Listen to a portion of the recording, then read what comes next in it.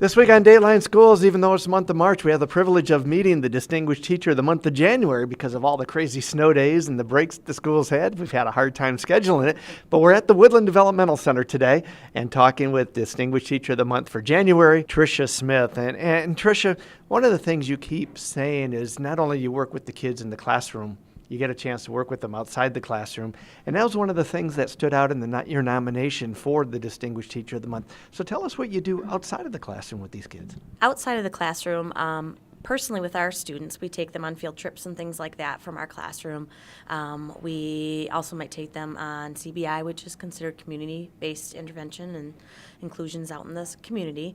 But something I do personally is I'm a master teacher here at Woodland, so that's our after-school programs. And I'm also the coordinator for Special Olympics, so that services any student in our building 8 to 26. Some of the programs we do are a unified dance, we do basketball, we do poly hockey, winter games, summer games. We go from Traverse City to Central Michigan to Eastern. So it takes up a lot of my time, but I adore it. I love it. It's what I want to do.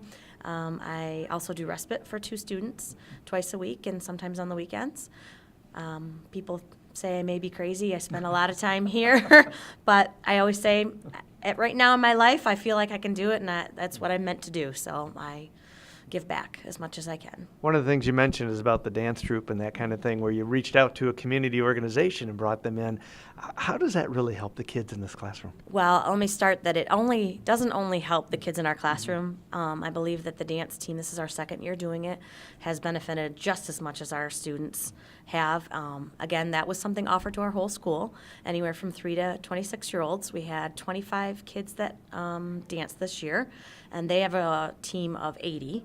So if you can imagine, there was 100 kids, both typical and disabled kids, on a gym floor at Northern about 2 weeks ago during their dance competition.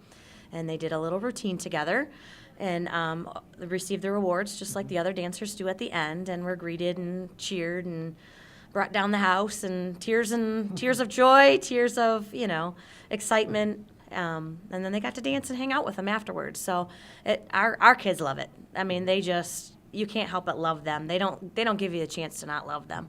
They're right up in your space and hugging on you and dancing with you. And in all honesty, it does wonders for our students here at Woodland, but I think it actually does better for our community because it reminds them that we're here and that we want to be accepted and that we're just like them. That really has a pretty big impact on their parents too, doesn't it? Oh, absolutely. Absolutely.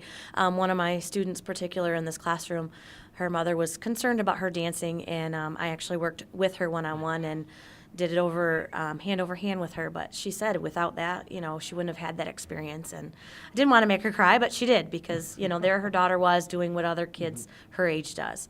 And that's being out on a dance floor and shaking her booty and having a good time. We'll be back with more tomorrow. For Dateline Schools, I'm Terry Harrington.